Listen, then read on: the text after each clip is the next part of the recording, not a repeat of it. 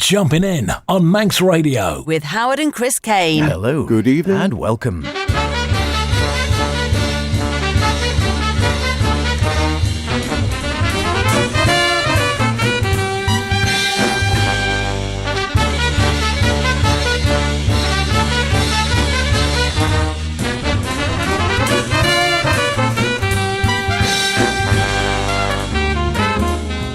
It's that time again. Yes, it is 9 o'clock, Saturday night, jumping in the best in modern and contemporary jazz from around the globe. From myself, H. And me, Chris. Yes, blink and you'll miss it. Welcome to this week's Jumpin' In, and can you believe it? The London Jazz Festival is nearly over. But should you find yourself in the vicinity, you still have one more day jammed full of fabulous jazziness. We managed to get in the action for a few days ourselves, and action-packed it was, with and we've got in the future to look forward to some several specials with some very special interviews. So what's grabbed your attention this week, H, other than the Christmas lights in the big city, of course? Yes, and there are some great interviews coming up. We're going to be celebrating with Gordon Beck. We were talking about it last week or two back and playing a bit of Gordon, and I thought, you know what, that Bracknell gig we went to. Anyway, more about that shortly. Heading to Japan for a bit of a classic, and a new one coming up from Emile Parisien. And from me, Woody One, Jersey Cure, a long way away. And to get things started, here's 24 Hours from Hans Koller.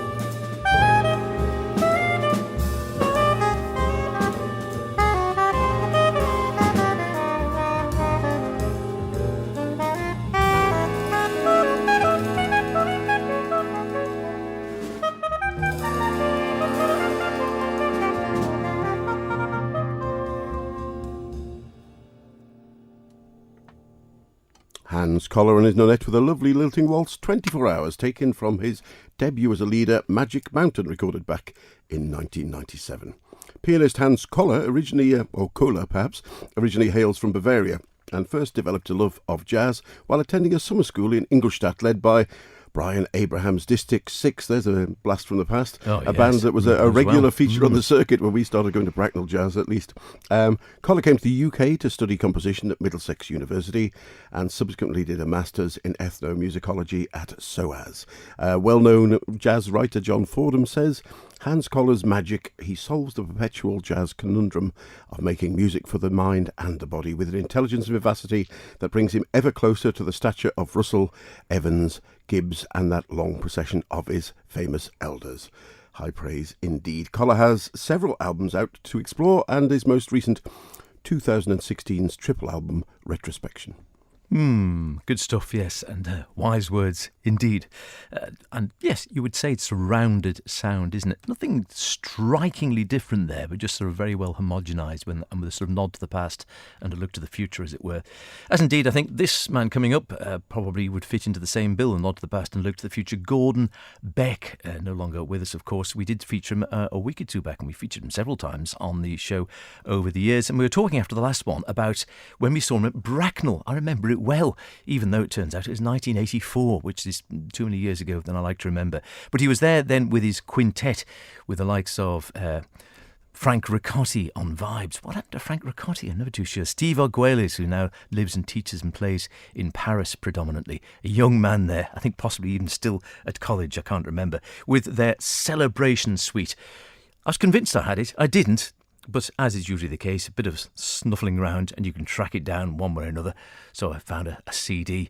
And here we go, a bit of the opening part of this. The first part just called Opening, leading in to part one of Gordon Beck with his Celebration Suite, live in the sunny days of July 1984 at Bracknell Jazz Festival.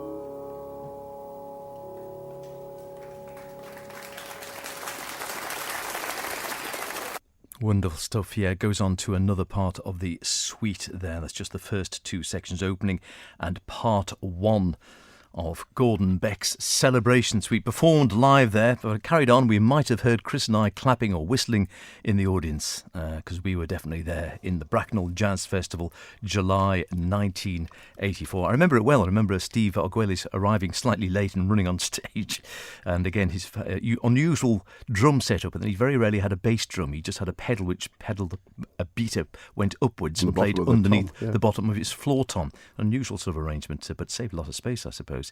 Steve Arguelles on the drums there. Gordon himself, of course, on the Bösendorfer piano, as it's actually listed in this, and also electric piano as well. Frank Ricotti playing the vibraphone. Mick Hutton, who dropped out for a long time, is playing again now on the bass. I think he wasn't well for a long time. And Stan Sulzman, still going strong now in his 70s, I think, on tenor, soprano, sax and flute.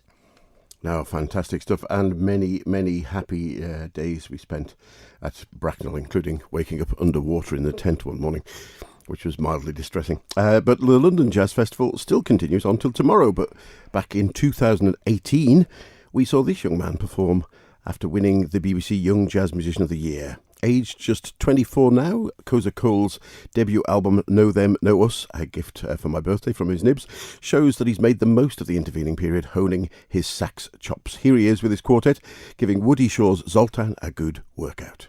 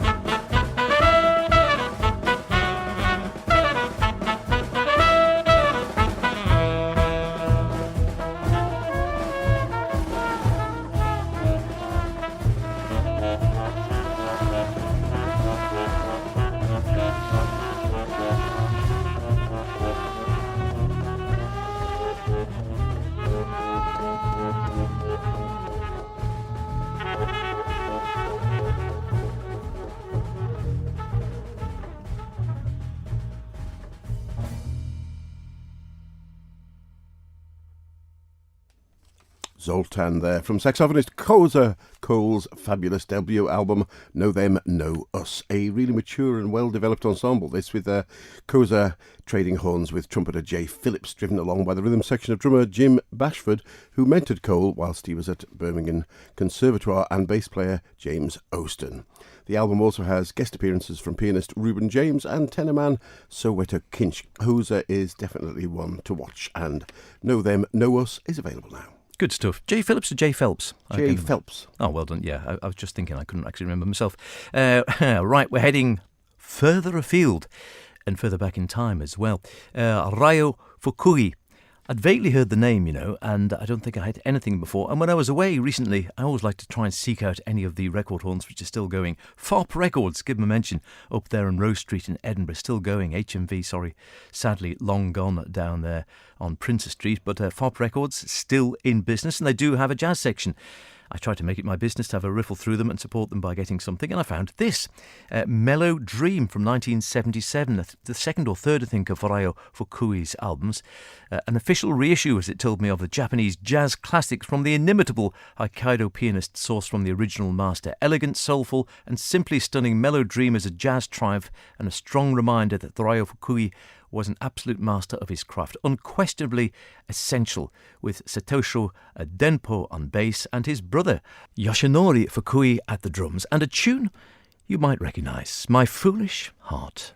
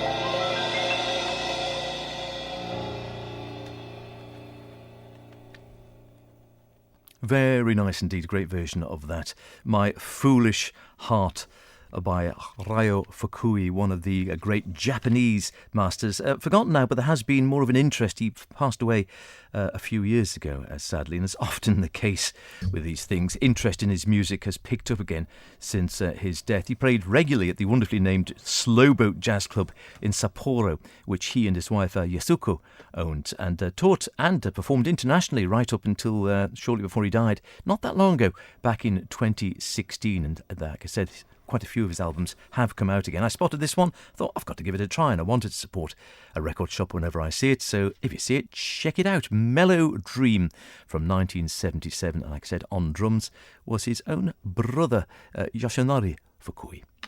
Very good indeed, and plenty of good jazz coming out of Japan in lots of releases looking back to the 70s and 60s, which perhaps didn't really get an airing in the UK or Europe at that time. Now, bass player Matt Ridley first came to my attention a couple of years ago when we saw him with the MJQ Celebration Quartet at a lunchtime gig at Cadogan Hall at said London Jazz Festival. And I subsequently chased down a couple of excellent solo releases that he had in his own name on the Whirlwind label, Timos and Meta, with a core quartet of pianist John Turville, who we previously featured on the show, along with Jason Yard on sax and drummer George Hart. Well, he's back with a new record label and indeed a new band. From The Antidote, here's Yardville.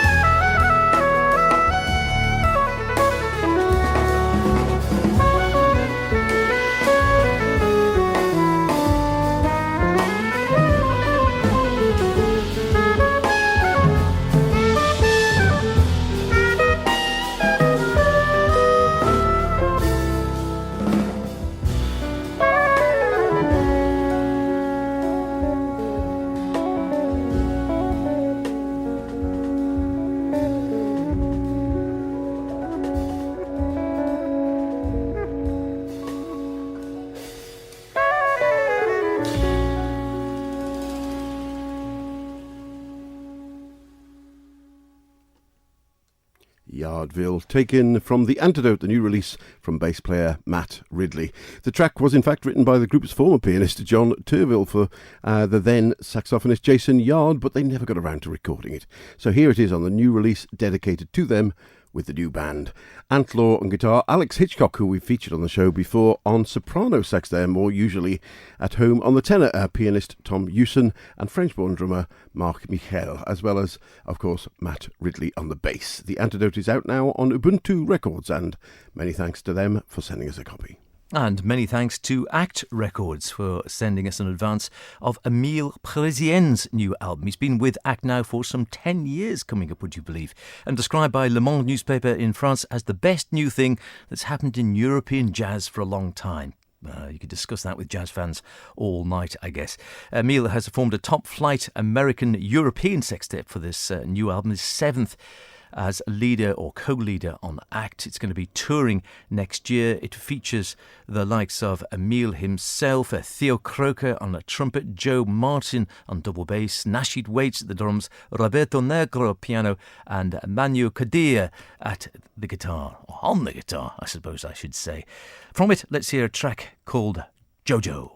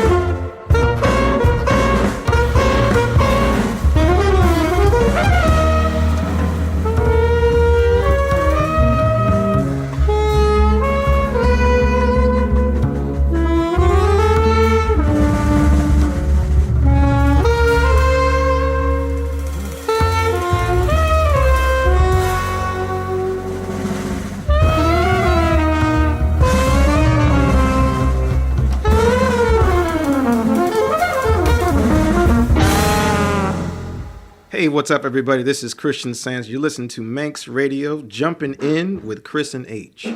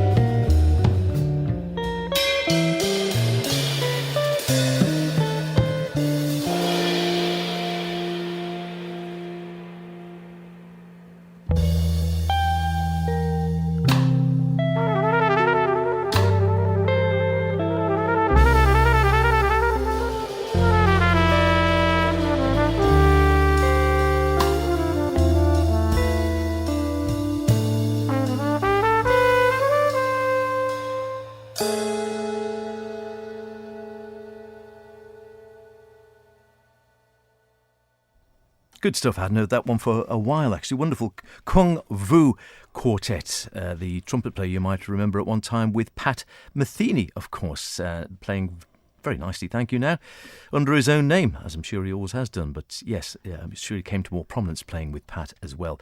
Great stuff. Bill Frisell, you might recognise on the guitar. Luke Bergman on bass and some additional guitars. Ted Poor, a man you don't hear often. I do like his drumming and drums, and also he plays a bit of Fender Rhodes on one of the tracks there as well. That track was called Look, Listen. And before that, the new one coming out from Emile Parisien and his sextet, I think that was, with Theo Croker, Roberto Nagiro, Manuk Doya, Joe Martin and Nashit Waits. That is due out on Act on the 28th of January next year. It's a bit late for Christmas, but look out for it. Pre-order it as soon as you can. Well, that's about it for this week's Jumpin' In. We caught up with some great names down in London, and they'll be coming up in future shows. But one man whose big band we loved was flautist Gareth Loughrane. Here he is as a guest in this instance on the new release from keyboardist and composer Benjamin Croft's Far and Distant Things. The album glides effortlessly between styles, switching from classically influenced orchestral pieces via jazz rock, prog and fusion, but always with great energy and playing and overall jazz. What a great band. Benjamin Croft on keyboards, Andy Davis on trumpet, Gareth Loughrane on flute, Henry Thomas and Flo Moore on bass, Tristan Mayotte and Landy Lowe on the drums, Helen Volem on trombone, Carter Arrington on guitar, along with guest stars Randy Brecker and Alan Vituzzi on trumpet, Frank Gambale and Barry Finnerty and Mike Miller on guitar, and Chad Wackerman on the drums. See you next week. Be good. Here's Brock.